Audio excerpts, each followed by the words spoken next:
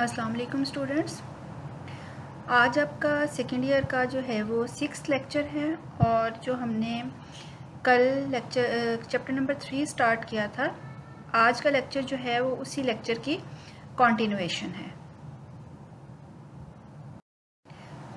آج ہم اپنے جو غذائی ضروریات والا چیپٹر ہم نے سٹارٹ کیا تھا، چیپٹر نمبر 3 فوڈ ریکوائرمنٹس والا، آج ہم اسی کا جو بقیہ پورشن ہے اس کے بارے میں بات کریں گے۔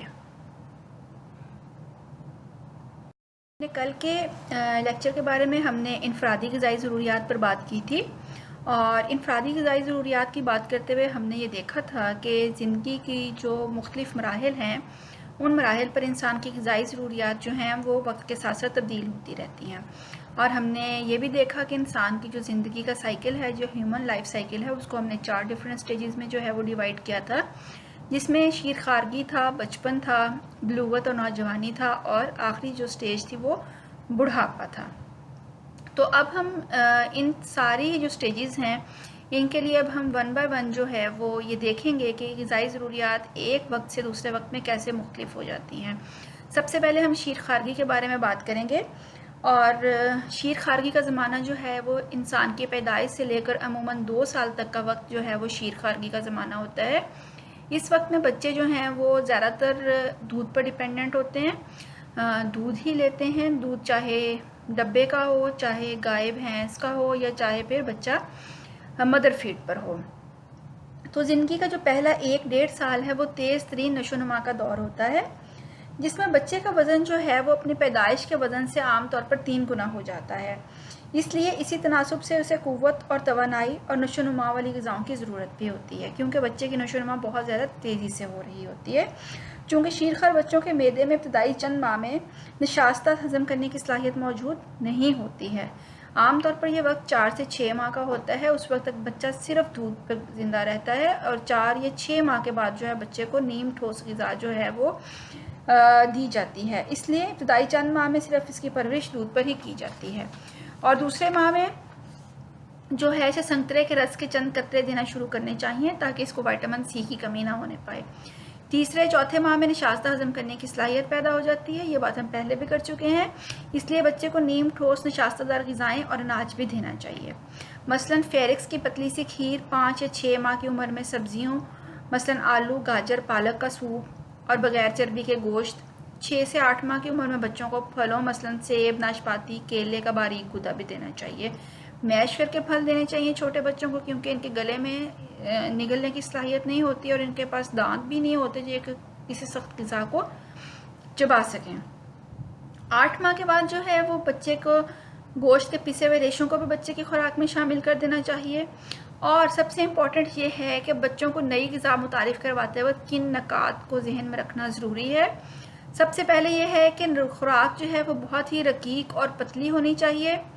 دوسری یہ ہے کہ صرف 1 یا 2 قطروں سے اس کی ابتدا کرنی چاہیے، اور جو تیسرا امپورٹنٹ پوائنٹ ہے وہ یہ ہے کہ آہستہ آہستہ اس کی مقدار اور گاڑھا یا ٹھوس پن بڑھاتے جانا چاہیے، اور جب آپ بچے کو ٹھوس غذائیں یا نیم ٹھوس غذائیں جیسے جیسے ان کی مقدار میں اضافہ کریں گے ویسے ویسے ہی بچے کی دودھ کی مقدار آپ نے کم کرتے چلے جانا ہے۔ 9 سے 18 ماہ کی عمر کے بچے کے لیے جو ہے وہ دن بھر کے لیے جو ہے وہ حسب خواہش غذاؤں کا انتخاب، جو نیچے میں بھی چیزیں بولوں گی ان میں سے آپ اس کا ایک مینیو پلان کر سکتے ہیں۔ مثلاً دودھ ہے، انڈے کی زردی ہے، کیلا ہے، پھلوں کا رس ہے، سوجی کی فرنی یا فیرکس ہے، دودھ، سوجی یا دلیا، بسکٹ، سبزیاں اور ہڈیوں کا سوپ وغیرہ وغیرہ۔ اس کے بعد جو زندگی کی نیکسٹ جو سٹیج ہے وہ 2 سال کی عمر کے بعد کا جو وقت ہوتا ہے وہ ہوتا ہے جب بچے کی شیر خارگی کا وقت تقریباً ختم ہو چکا ہوتا ہے۔ اس عمر میں جو ہے وہ صرف مقدار میں اضافے اور نئے کھانوں کو متعارف کروانے کی ضرورت ہوتی ہے۔ اس عمر میں چلنے پھرنے کے لیے ہڈیوں کی نشو و نما نہایت ضروری ہے، جس کے لیے دودھ کے علاوہ وٹامن ڈی کو خوراک میں ضرور شامل کرنا چاہیے۔ اور ایک بات بتاؤں، وٹامن ڈی کا جو سب سے اچھا سورس ہے وہ ہے سورج کی روشنی۔ تو بچوں کو دن میں کسی بھی وقت میں سورج کی ٹھنڈی جو روشنی ہوتی ہے صبح کے ٹائم یا شام کو جو اترتی ہوئی دھوپ ہوتی ہے اس میں ضرور کھیلنے کی اجازت دینی چاہیے۔ اس سے بچوں کو جسم میں وٹامن ڈی کی کمی نہیں ہونے پاتی ہے۔ इस उम्र के बच्चों के लिए जो है वो एक नीचे एक चार्ट दिया गया है, आपकी बुक का मैंने पेज डिस्प्ले किया हुआ है इसी चार्ट को दिखाने के लिए कि कैसे आप इन चीज़ों में से बच्चे का मेन्यू प्लान कर सकते हैं। जूस है, इसमें माल्टे या टमाटर का जूस जो है वो आप दे सकते हैं विटामिन सी की कमी पूरा करने के लिए। कॉड लिवर ऑयल 2 से 3 छोटे चम्मच या दूसरी ग़िज़ाएं जिसमें विटामिन डी की मिकदार काफ़ी ज़्यादा हो। अनाज है, मसलन चावल, खिचड़ी, दलिया 1/4 या 1/2 कप दिन में 2 बार।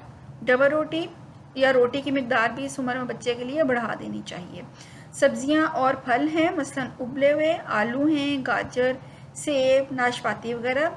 3 से 6 चम्मच चावल दिन में 2 बार इस्तेमाल करने चाहिए कार्बोहाइड्रेट्स की कमी को पूरा करने के लिए, क्योंकि इस उम्र में बच्चे बहुत उछल कूद करते हैं और उनको ज़्यादा तवानाई बख्श ग़िज़ाओं की ज़रूरत होती है। अंडा जो है वो पूरा दिन में या 2 दिन में 1 बार। गोश्त है इसी तरह से बकरे, मछली, मुर्गी वगैरह का 28 से 50 ग्राम हफ्ते में 3 से 7 बार। और दूध बतौर दूध आधा किलो, दूसरे आधा किलो दूध से बनी हुई कोई भी एक चीज़ रोज़ाना, मसलन क्रीम, मक्खन और रोगन वगैरह 1 से 3 चाय के चम्मच। हम बात करेंगे जो ज़िंदगी की नेक्स्ट स्टेज है, यानी 3 से 6 साल तक जो हैं बच्चे, उनकी बुनियादी ग़िज़ाई ज़रूरियात क्या होती हैं। तो इस उम्र के लिए इंसान की जो बुनियादी खुराक है वो तो वही रहेगी जो हम उसको इंट्रोड्यूस करा चुके हैं, लेकिन इसमें खानों की मिकदार में मज़ीद इजाफे की ज़रूरत होती है। मतलब बच्चे की ग्रोथ के हिसाब से, उसकी एज के हिसाब से हम उसकी मिकदार या उसकी क्वांटिटी को बढ़ा देते हैं। यानी इस उम्र में दूध की मिकदार कम कर देनी चाहिए। कच्ची सब्जियों और फलों को खुराक में शामिल करना ज़रूरी है। गोश्त, ख़ुसूसन मछली की मिकदार में इजाफा होना चाहिए, क्योंकि हमें पता है कि मछली से बहुत ही आला किस्म की प्रोटीन हासिल होती है और ये प्रोटीन जो है वो बच्चों की नशोनुमा के लिए बहुत ज़्यादा ज़रूरी है। खुराक में मीठी चीज़ें, मसलन आइसक्रीम, शरबत, केक और बिस्किट वगैरह की दरमियाना मिकदार शामिल होनी चाहिए। मक्खन और बालाई, घी या रोगनी ग़िज़ाओं का भी इजाफा कर देना चाहिए। इससे जिस्म में क़ुव्वत और हरारत पैदा होती है। खुराक के दरमियानी वक्फ़ों में डबल रोटी, सैंडविच वगैरह के साथ दूध या जूस और सलाद का इस्तेमाल मुनासिब रहता है। तो इस उम्र में भी वही रिक्वायरमेंट है कि बच्चों को प्रोटीन्स ज़्यादा दें और साथ साथ ऐसी ग़िज़ाएँ दें जो उनके जिस्म में ज़्यादा क़ुव्वत और तवानाई पैदा कर सकें, ताकि बच्चे जो हैं वो अपनी जो सारा दिन वो एक्टिविटीज़ करते हैं उसके लिए उनको एनर्जी जो है वो कॉन्टीन्यूसली मिलती रहे। शीर खारगी का ज़माना डिस्कस किया है और 3 से 6 साल तक की उम्र के बच्चों के बारे में हमने बात की थी। अब हम बात करेंगे 7 से 12 साल की उम्र के बच्चों के लिए। तो इस उम्र के बच्चों की खुराक मिकदार और तनव्वो के लिहाज से भरपूर होनी चाहिए। तनव्वो का मतलब ये है कि बच्चों की खुराक में बहुत ज़्यादा वैरायटी होनी चाहिए इस उम्र में, क्योंकि बच्चे काफ़ी समझदार हो चुके होते हैं और उनको काफ़ी खाने की सेंस भी होती है। तो बच्चों को चीज़ें बदल कर बना कर दें। बेशक आप इंग्रेडिएंट्स वही रखें, मतलब उनके जो अंदर इस्तेमाल होने वाली चीज़ें वो वही रखें, लेकिन डिफरेंट रेसिपीज़ ट्राई करें और बच्चों को उन्हीं चीज़ों से मुख्तलिफ तरह की चीज़ें बनाकर देने की कोशिश करें, ताकि बच्चों को हर तरह की चीज़ खाने की आदत डाली जा सके। इस उम्र के नशोनुमाई तकाज़ों के लिए अज्ज़ाए क़ुव्वत, प्रोटीन, मादनी अज्जा और विटामिन की कसीर मिकदार शामिल होनी चाहिए, जिसके लिए रोज़मर्रा खुराक में शामिल की जाने वाली ग़िज़ाओं के लिए बुनियादी ग़िज़ाई गिरोह में से हर गिरोह का हस्बे ख्वाहिश किसी न किसी सूरत में शामिल होना ज़रूरी है। अब हम बात करेंगे 13 से 16 साल की उम्र के बच्चों के बारे में। इस उम्र के लड़के लड़कियां कदोकामत और सामत में तेज़ी से बढ़ रहे होते हैं, इसलिए इनको आयरन वाली ग़िज़ाओं की ज़्यादा ज़रूरत होती है। 17 से 20 साल की उम्र की अगर हम बात करें तो इस उम्र में नशोनुमा की रफ्तार काफ़ी कम हो जाती है, लेकिन लड़कों को फिर भी इनकी जिस्मानी बनावट और मशागिल के पेश नज़र ज़्यादा तवानाई बख्श ग़िज़ाएँ दरकार होती हैं। इस उम्र के लोगों को खाने के दरमियानी वक्फों में ज़्यादा टॉफ़ियाँ, चॉकलेट और मीठी चीज़ें नहीं खानी चाहिए। सिर्फ खाने के बाद मुनासिब सा मीठा काफ़ी रहता है। जी स्टूडेंट्स, अब तक हमने जो है वो इंसानी ज़िंदगी के मुख्तलिफ अदवार के बारे में बात की कि किस तरह एक ज़िंदगी की स्टेज से नेक्स्ट पर जाते जाते आपकी ग़िज़ाई ज़रूरियात मुख्तलिफ हो जाती हैं। और अब हम बात करेंगे कि इंसान कुछ ऐसी स्पेशल कंडीशंस के बारे में बात करेंगे जिनमें इंसान की ग़िज़ाई ज़रूरियात जो है वो नॉर्मल शख्स से मुख्तलिफ हो जाती हैं। जिसमें जो है सबसे पहली जिस कंडीशन के बारे में हम बात करेंगे वो है हामिला ख़वातीन, کیونکہ حاملہ خواتین کو اپنی ضرورت کے علاوہ پرورش پانے والے بچے کے لیے بھی خوراک کی ضرورت ہوتی ہے جو ماں کی خوراک پر انحصار کر رہا ہوتا ہے۔ اس لیے اگر ماں کی خوراک میں کوئی کمی ہو تو بچہ اپنی ضروریات پوری کرنے کے لیے ماں کی ہڈیوں اور بافتوں کی کیلشیم اور پروٹین استعمال کرتا رہتا ہے، جس کے نتیجے میں ماں مختلف قسم کی بیماریوں کا شکار ہو سکتی ہے اور اس کے نتیجے میں ماں کی ہڈیاں بھی کمزور ہو جاتی ہیں۔ اور اس لیے ان دنوں میں خواتین کو اپنی خوراک کا خاص خیال رکھنا چاہیے اور اپنی خوراک کا انتخاب انتہائی سوچ سمجھ کر کرنا چاہیے۔ مثلاً خوراک میں تمام غذائی گروہوں کا شامل ہونا ضروری ہے۔ دودھ، دہی، لسی کا فراوانی سے استعمال کرنا چاہیے۔ نمکیات اور حیاتین کے بھرپور حصول کے لیے اور قبض کشائی کے مقصد کے لیے بھی تازہ پھل اور سبزیاں خوب کھانی چاہیے۔ زیادہ میٹھی اور روغنی غذاؤں سے پرہیز کرنا چاہیے۔ حاملہ خواتین کو خوراک میں کیلوریز کی مقدار 10% اور لحمیات کی مقدار کو 50% تک بڑھا دینا چاہیے، اور کیلشیم کے انتظام کے لیے وٹامن ڈی جو ہے اس کے بھی کم از کم 400 جو ہے وہ انٹرنیشنل یونٹس ضرور لینے چاہیے۔ اور اناج ہے مثلاً، اور ابھی میں آپ کو بتاؤں گی کہ آپ کس طرح سے ایک جو ہے وہ ایک ماڈل مینیو بنا سکتے ہیں پریگننٹ عورت کے لیے۔ اس میں گوشت جو ہے تقریباً 120 گرام روزانہ ضرور کھانا چاہیے کیونکہ گوشت میں پروٹینز ہوتی ہیں۔ اسی طرح سے دودھ، دہی، لسی وغیرہ کم از کم 4 کپ روزانہ استعمال کرنا چاہیے۔ انڈا کم از کم 1 روزانہ ضرور کھانا چاہیے۔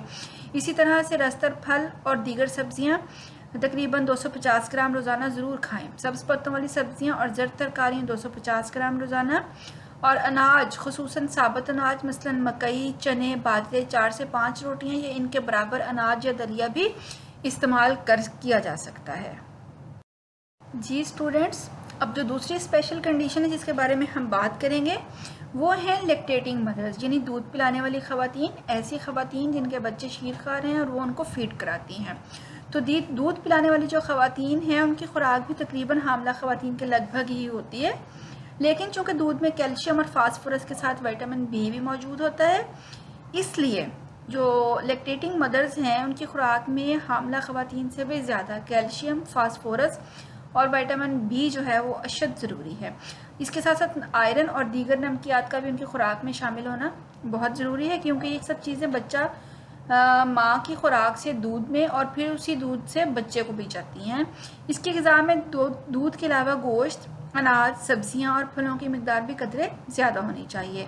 کیلوریز کی کمی کو پورا کرنے کے لیے اناج کے ساتھ ساتھ شکر، گھی اور مکھن بھی مناسب مقدار میں مگر زود ہضم شکل میں ہونا انتہائی ضروری ہے۔ اب جو تیسری جو اسپیشل کنڈیشن ہے وہ ہے معمر افراد، یعنی جو ایلڈرلی پیپل ہوتے ہیں جن کی ایج جو ہے وہ زیادہ ہوتی ہے، مطلب 55 سال سے اوپر جن لوگوں کی ایج ہوتی ہے وہ ایلڈرلی پیپل میں آتے ہیں۔ اب ان کے بارے میں بات کریں گے کہ جو عمر گزرتی جاتی ہے بڑھاپا وارد ہونا شروع ہو جاتا ہے، کام کاج کی رفتار میں بھی دھیما پن آ جاتا ہے اور زیادہ وقت آرام میں گزرتا ہے، لہٰذا اس عمر میں غذائی ضروریات میں کمی آ جاتی ہے، اور جو بوڑھے لوگ ہیں انہیں مقوی غذاؤں کی بجائے ہلکی پھلکی اور زود ہضم غذاؤں کی ضرورت ہوتی ہے جس سے ان کی صحت برقرار رہے۔ انہیں اعلیٰ پروٹین، وٹامن اور معدنی نمکیات کی زیادہ مقدار دینی چاہیے، لیکن کاربوہائیڈریٹ اور چکنائی والی غذاؤں کی مقدار بہت کم ہونی چاہیے۔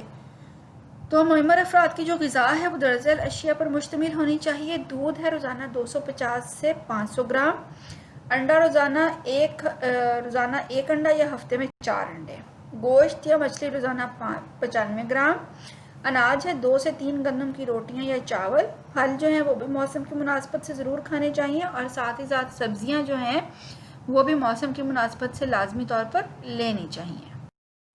اب جو ہماری لاسٹ جو اسپیشل کنڈیشن ہے وہ ہے مریض، اور مریض کی بھی مختلف قسم کے مریض ہوتے ہیں۔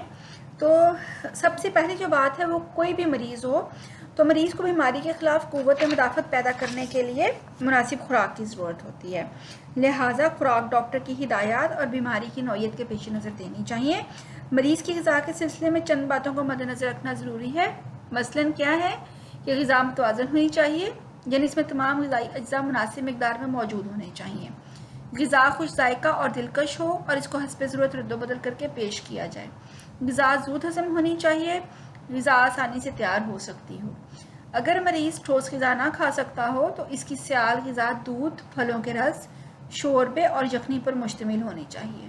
ساگودانہ اور کسٹرڈ زود ہضم اور قوت بخش غذائیں ہیں، لہٰذا یہ تھوڑے تھوڑے وقفے کے بعد مریض کو دیتے رہنا چاہیے۔ بیماری سے افاقے کے بعد پہلے نرم اور پھر معمول کی غذا دینی چاہیے۔